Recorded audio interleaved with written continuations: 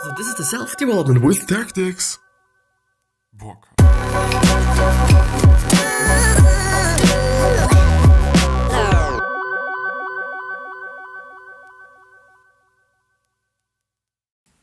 So, hello and welcome back to this episode of the Self-Development with Tactics podcast. Without the fucking today.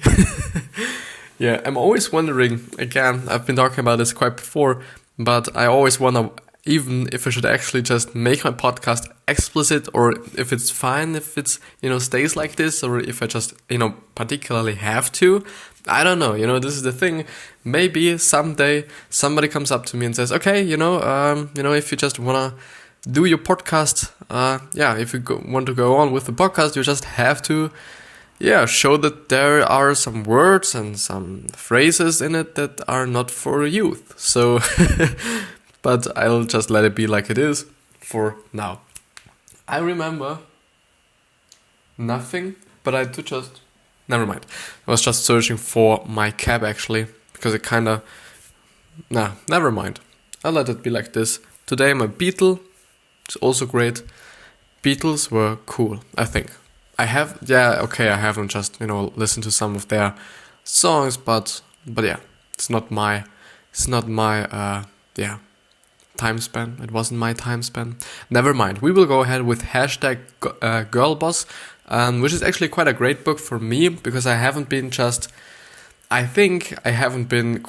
working with books that were written by women. And so therefore it's just quite interesting to see a woman's perspective on business and on life and all these things, and to just pretty much validate or even just see if there is some difference between a woman is thinking and a man is thinking. I do just think that in terms of being successful, there are certain traits and certain characteristics all of these people quite have. For example, something that I always see is that those people who are successful, like if it's authors, if it's, athletes, if it's actresses or actors, never mind, they all just do something they like. And this is not, the thing that the far majority is doing. Most of the people that I know, like, my parents and whatsoever, they particularly don't often like what they're doing. I'm not saying that they actually hate it, but the thing is, they just always like, it's just nice to have weekend and whatsoever, but just working for the weekend is actually not the thing or not the way to go, at my point of view. Even though I understand it, because I'm going to school and I do just, pretty looking forward to the weekend where I just can sleep sometimes, which is definitely one of the points I like about the weekend, that I do just have the ability to sleep, even though I don't like it, to be honest. I would like to be able to just sleep only 6 hours every single night, and maybe I'll find a way. I don't know, this could actually be the thing. And I do remember, I did it. Because I would have so much time, and then I feel so incredible if I just get up at 5 o'clock in the morning and going to bed at 11 p.m. or something like this, and therefore just having a little less of sleep and less, just more hours to work on, because especially on the weekend, time is quite tight. But yeah. So that work-life balance is definitely something a lot of people talk a lot of people talk shit about, but I'll definitely enjoy, I hope, what she will say. So everyone always seems to be looking for the magical work-life balance, to find that magical place where your work life and your personal life are both optimal, and nothing ever tasks over the other. Amaruso, or actually, I always quite pronounce all the authors' names wrong, and I'm very sorry for that. I've just seen a video about James Altucher, I think it's called, and I always pronounce him wrong, I think, but never mind. So Amaruso stresses the importance of finding your own work-life balance, especially as someone who is freelancer. Without the structure of a normal 9 to 5, you might find your work imposing on your personal life and vice versa. Amaruso recommends establishing a schedule, something that tells you when it's time to work and when it's time to eat or see friends or exercise. You need to make sure you're getting enough of each in order to lead a maintainable lifestyle that you enjoy. And that's definitely true, and that's definitely one of the problems I'm having on the weekend. But I kind of feel, for example, today, I feel kind of overwhelmed. I do not know why. Maybe it's because I had to learn something for school, which I do quite enjoy, but it's nothing like, okay, I've always just in my mind, in the back of my mind, on my head, I always just think, okay, I have to do my podcast, I have to do the posts, I have to do the blog post today. And these are all the things that are in my mind, and I always just really kind of see, okay, what's worth more? What should I actually do? What should I do? You know, this is the point. What should I do?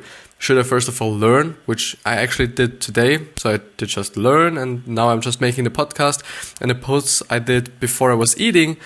And this is always just a very, very, pretty difficult decision for me,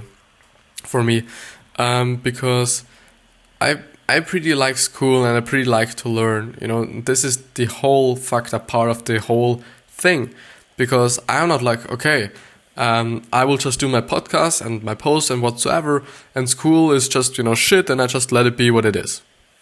I'm not doing this. And I'm just really glad for the people, and I really just hope for some people that they have the ability to just fuck on something so that they can actually, you know, pretty much focus on one thing just, you know, entirely. But this is nothing I do. Maybe it's just because I like both things that I try to do both and try to be good at both. But yeah, you know, it's definitely difficult for me on the weekends to kind of schedule my time, because I tend to just work the whole day long, but in such a time span where I just think like, okay, I could have done much more in this, you know, period of time that I actually did, which is just a very big problem for me. And I do just have to look for an option and or a solution for that, and especially about the overwhelming thing being like whatever. Nothing that's pretty fun, you know. It's just really fucked up if you do just feel always just overwhelmed, or not always, but, you know, in certain periods of time pretty overwhelmed, and nothing seems to be right, and nothing seems to be okay, and nothing just seems to make you happy, and so on and so on and so on, and this just really fucks with you. But yeah. So create boundaries and structure. You have to be your own parent. And it's definitely true. And therefore I do just have a lot of respect for the people, or of the people who are just freelancing. Because they do just have to schedule the time and see, okay, they have to be productive, they have to work, they have to just do as much in that time, in their 8 hours or whatever they're working on a day, or as possible, you know. And this is something at my point of view that's quite difficult for me. Maybe it's just because I'm pretty used to having a completely different schedule during the week, because, you know, during the week I'm always somewhere else. Maybe I just need it. Maybe just, you know, I think if I was a freelancer, which is actually something that I've been thinking about, you know, doing besides school, because I do just want to make a little money, you know, besides school, just because I want, just because I feel like, okay, just because I want, I think I wouldn't actually do something with the money. I would maybe just, you know, put it into the podcast and buy myself stuff for this to just really kind of step my game up a little bit and make, you know, everything a little bit better, or just, you know, to buy better food every single day, because most of the time I do just buy food that is, you know, not shit. I just always try to eat healthy and eat, you know, all the nutrients that I need, but often I just take anything, you know. I'm also not very looking at, you know, where it's coming from, the food, which is definitely in Europe a thing, because if it's not from your, you know, main country or your own country, it definitely just pollutes the whole world a little more, because they have to ship it and so on and so on and so on, and therefore I just always take the cheapest one. I do not know if I would do it just if I had more money. I could spend it, but I quite don't want to. Maybe I wouldn't. I think I actually wouldn't. Because this is always the thing. A lot of people think like, okay, you know, if I'm rich, I will donate something totally, and it will just be so charity man or woman or whatever. But at the end, it's not the truth, in my point of view. Just money kinda exposes who you actually are. And if you're not doing it right now, so if you aren't just basically spending 1/100th of your whole salary on charity, or by donation or by donating, why would you if you are just richer? I think a lot of people get that wrong, and this is just actually something that I recognized quite late, to be honest. So money, money, money. As Amaruso so eloquently puts it, money looks better in the bank than on your feet. Definitely. So learning to understand and control your finances is a skill that Amaruso highly recommends. You need to master this in order to lead the lifestyle you desire. Otherwise, you will be in dead-end jobs you hate simply because you can't afford to leave. Figuring out your finances is really the key to any kind of freedom. Nobody enjoys having no money. Living paycheck to paycheck gets old pretty quickly, and the thrill dies off. So learn how to be smarter with money and reap the benefits. Amaruso acknowledges that bills are inevitable, and these are never going to simply stop appearing. You've got to pay your bills and pay them by the due date. This one is entirely necessary. It's not an optional expense. Amaruso's top saving tip is to pretend your savings account is simply another billing account. Just like your power and phone bills, pay a sum of money into your savings account monthly. Don't ever skip it, or even better, set up an automatic payment so whenever you receive your salary, a portion is automatically diverted to your savings. So if you never see it, you will never be able to actually use it, to be honest. And this is actually something that I do for myself as well. So I get quite a lot of pocket money. I don't use it though, so I basically only use just the really minimum of just what I of what I want to actually. Even though I quite have not a lot of money, definitely not, but I could spend a lot of money on the things that I actually wanted, or the things that I think I just, put my money in, but I'm actually not doing. And this is the point. I'm not doing it because I've never been a person who spends a lot of money on, first of all, dumb shit or shit that I actually don't need, or shit that I could just get cheaper. I'm always trying to really, put my money into something that's worth the price, some kind of. So I'm going for quality and the price. So I think I would rather buy something in the middle that's kind of good for me. So in terms of food, I will definitely buy something that's there's no shit in, and that's kind of basically only the thing that I want to eat, and not something like, I don't know, sugar added and some some flavors added and whatsoever. Just a lot of things are just added to all the meals and all the food we are eating actually, which is totally a piece of shit. But I would rather just eat something that's a little bit more expensive, but I'm just really sure that I can eat it, and that it is kind of benefiting, or at least not harming my health. Yeah.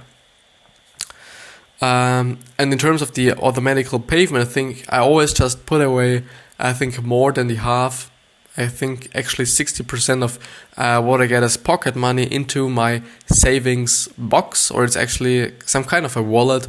And I always just, look at the actual thing, or actually the money that I have and this kind of wallet, and just see, okay, is this money that I'm having for me to kind of use, is this enough, or should I just change it up a little bit? And I'm always quite just keeping the money that I could use, which I'm actually then at the end never using, just have it as low as possible and have it as just really, really, really tight as possible, so that I'm not actually spending, or maybe even spending some shit on something. The last time that I actually bought myself something that wasn't quite necessary was This Is Marketing by Seth Godin, which is actually laying beside my bed, and which is actually stressing me out a little bit because I do not read it. The basic thing is that I just always think about reading this fucking book. Maybe it's just because it's next to my bed.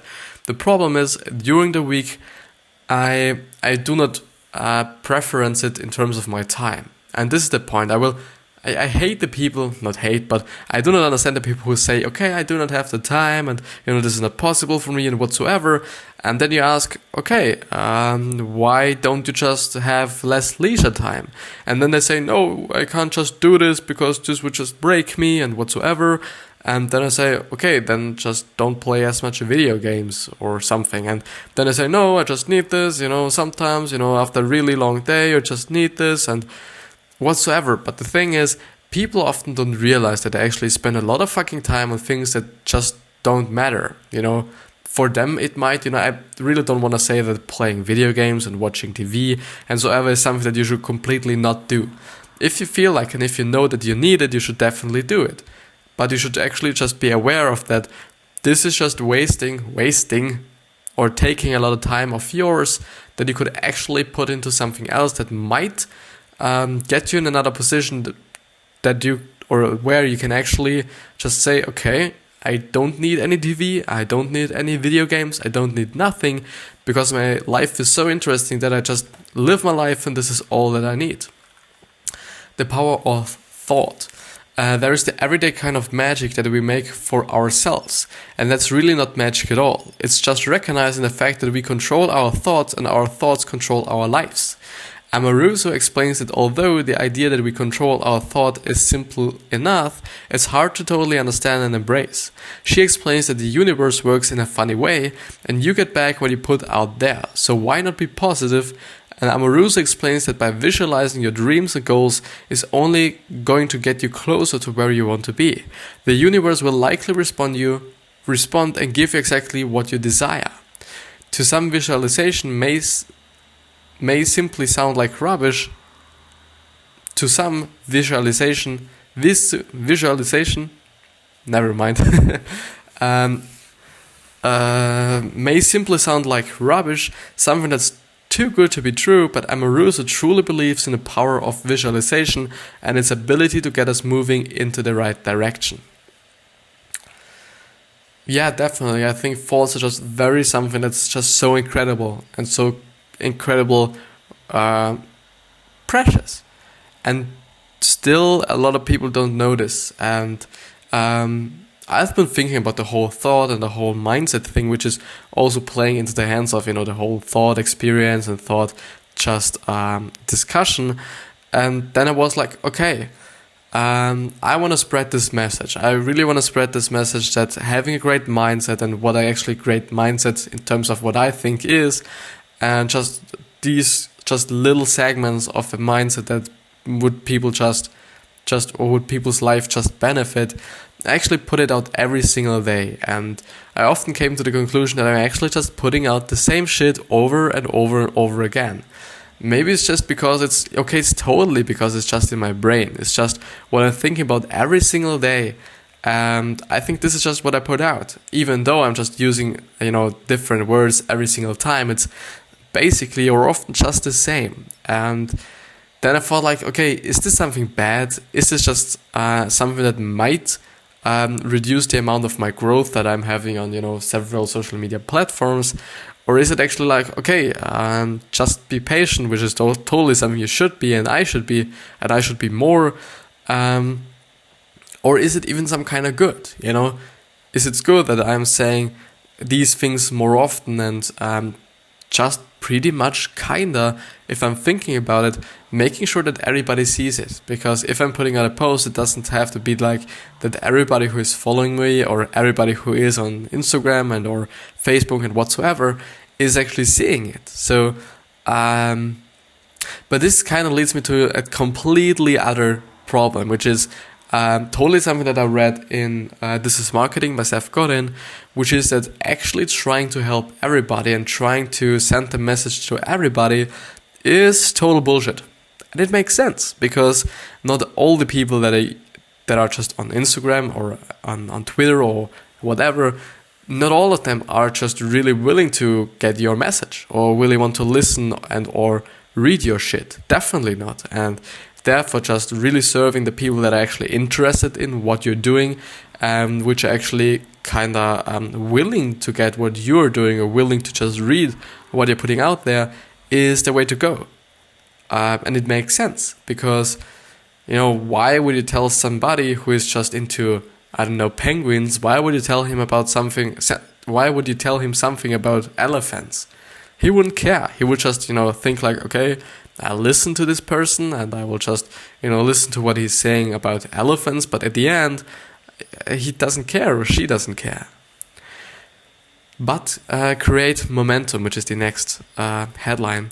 Amaruso explains that creating momentum is crucial. Making good decisions one at a time will lead to more and more good decisions.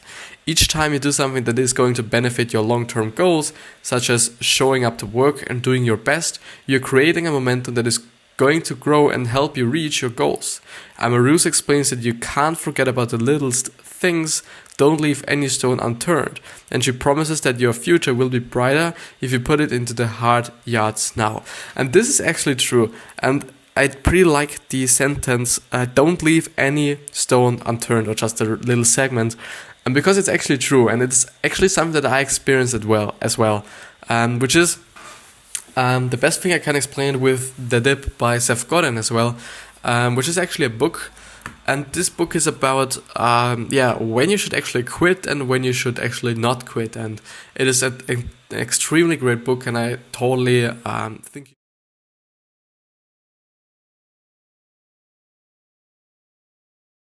Sorry, I actually did a summary as well on it, so therefore just, go into on my YouTube or the podcast, whatever you just are, and look for the book. Just type in That Dip, either it's That Dip or just Dip.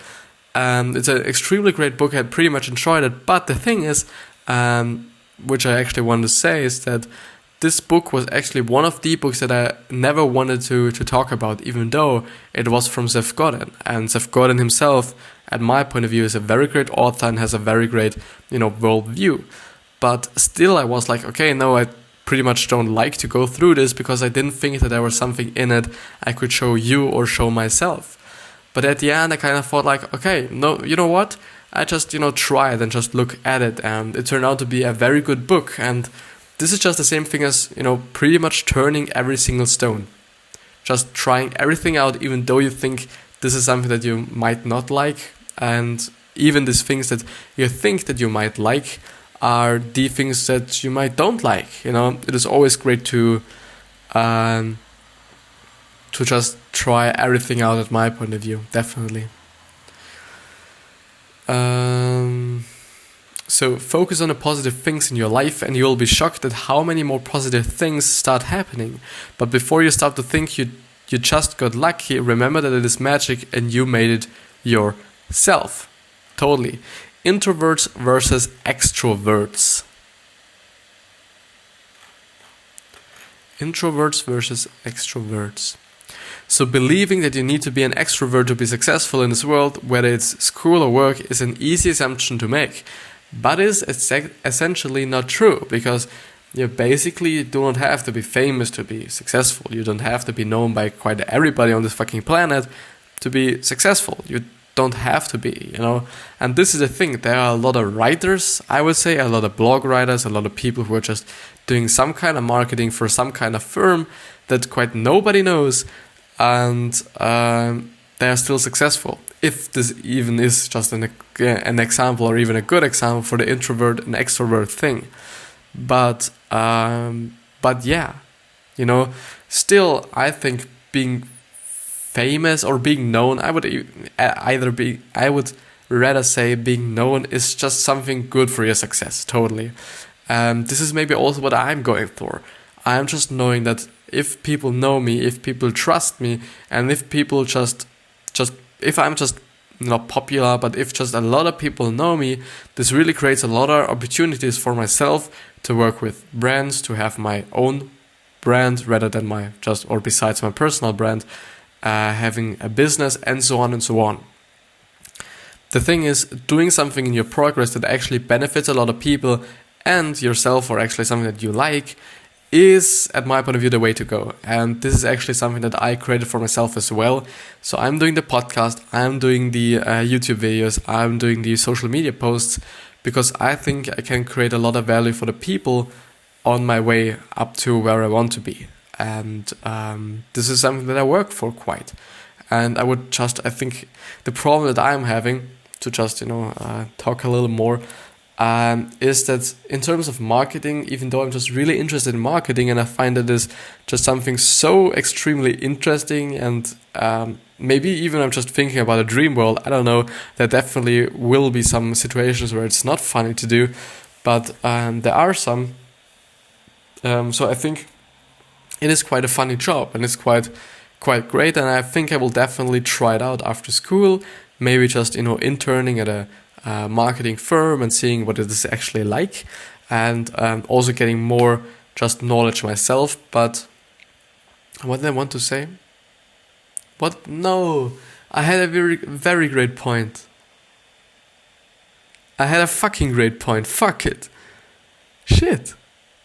I really had a great point, but I fucking lost it. So I was talking about interning, marketing. What did I say? Fuck, never mind. So, but Amaruso explains that it's not accurate, although being an introvert makes you feel as if you can hide in the shadows and be overlooked. This doesn't directly correlate to success. Just because you're not the loudest voice in the room doesn't mean your ideas don't have value. Totally. So networking is something often discussed in business, and Amaruso believes that there is actually too much importance placed on this aspect of work. Just because being in a large group of strangers isn't your thing doesn't mean you can't be successful. Amaruso explains that introverts are likely the ones to sit in the back of a meeting and not speaking up, therefore their peers may not view them as leaders. However, Amaruso points out that introverts usually have more empathy and can make better leaders. Maybe because they're just listening, and they're listening to the people and what the people are actually saying. And this is, at my point of view, definitely a pretty great point of being a leader, because if you can't see and if you can't listen to the problems and therefore kind of recognize the problems that your peers have, that your coworkers have, that your employees have, then you're not a good leader, because you're basically, and this is something that I kind of just recognized pretty late, you're pretty much working for your people rather than the people working for you, because you practically have to just create a great framework for the people to work in, and you're the one who established this, and you're the one who just has to lead the people. Yeah, so at the end you have a lot of work, and they just pretty much follow you and do what you're saying, but you have to come up with what they should do and which people you need and whatsoever, and you have to take care about them, and if you're a good leader, to be honest. So there are a lot of shitty leaders that are just, I think, giving a fuck about their people and giving a fuck what the people are thinking, and even if they're just happy with the work they're doing. So I think definitely being an introvert makes you a very great listener, and yeah. So Amaruso discusses a few other traits of an introvert that are beneficial in this business world. The first one is introverts don't make risky financial decisions. The problem that I'm having with these assumptions and these thoughts is that it is so much of a generalization that I can't even just maybe go through it. No, but it's definitely not true for everybody. So I think there's a far majority, or even, maybe a far majority at this point maybe or can be applied to, but it doesn't have to be every fucking one. This is definitely something I wouldn't say. No, but yeah, so it do makes a little sense, but I actually wouldn't say that this is just something that all the introverts are doing. So not all the introverts are not doing any risky financial decisions, in their whole entire life. But yeah, the second one is introverts usually try harder with problems and are more persistent. Third one is they can be extremely creative. An extrovert can't be extremely creative. You know that? So if you're an extrovert, I do just, pretty much there are stereotypes, and totally, totally there are stereotypes, but I actually wouldn't say that. I think in general, generalizations are such a piece of shit. Even though you can just, apply it to some of the people and maybe a majority of the people, doesn't mean that you should do it to every fucking body. This doesn't make any sense for me. But yeah, a lot of the world's great artists, thinkers, and even business people are and were introverts, like Albert Einstein, or actually Albert Einstein, to pronounce it actually correctly, Bill Gates and J.K. Rowling, to name a few of them. I do think Bill Gates, the whole introvert extrovert thing is just really black and white, I think. There are totally people who are just in the middle or some kind of both, it depends on the situation they are in. And then saying, okay, yeah, maybe they had some character traits of an introvert, but I think actually, yeah, Bill Gates is definitely not the loudest person outside, so he definitely just isn't producing a lot of content on, I don't know, social media, and just doesn't just throw his words everywhere so that everybody could catch them and whatsoever. But yeah, I don't know J.K. Rowling, but it would just fit to an author, and Albert Einstein would also fit to him basically. But as I said, such generalizations are a piece of shit, and at my point of view at least, doesn't make any fucking sense. Even though having stereotypes and certain groups of people has to be sometimes in terms of marketing and your target audience and whatsoever. But yeah, in general, in a really, really practical way, it's just, yeah, I don't know, it's nothing good, I think. So in no way does being an introvert doom you into a life in the shadows. And with that being said, I actually will end this episode. I hope you got something out of it. I hope it gave you some kind of value. I hope that it gave you some kind of thoughts to think about or things to think about. What the fuck? And yeah, I hope you have a wonderful day. Don't forget to think about your legacy and you giving back to other people, because these two things are essential, at my point of view at least. And yeah, I hope you are happy, you get the health, the wealth, and the success done or into your world. And with that being said, I see you the next time, actually today again, and I love you.